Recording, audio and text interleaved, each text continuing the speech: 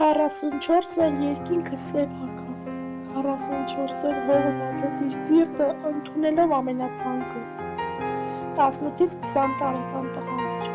նրանց մեջին հերս Վահագն էր։ Իմ եղբայրը, իմ լույսը, նա չհասցրեց ապրել այն կյանքը, որի մասին երազում էր, բայց մեզ պարգևեց այն կյանքը, որով ապրում ենք այսօր։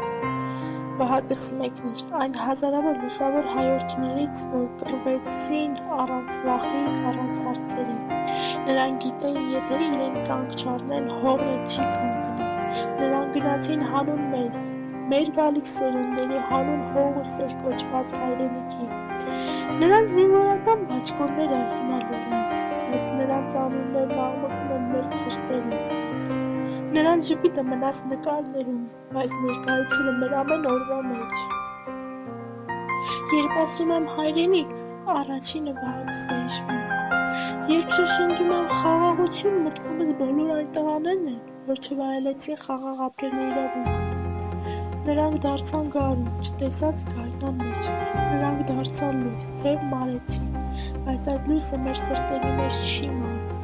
Մենք պարտք ունենք հիշել, խոսել, ապրել, ինչպես նրանք արժանի էին ապրել։ Մենք պարտք ունենք արժանանալ նրանց արած մեծ զոհաբերությանը։ Վահագնի անունը չի մոռացվի, նա հիմա մեր տան լռության մեջ է, մեր աչքերում, մեր աղոթքի խորքում։ Նա ապրում է մեր ամեն շնչի հետ, ու նրա նման հազարավոր տղեր ապրում են այսօր մեր մեջ, որպես ուժ, խիղճ, հավատք ու հայրենի։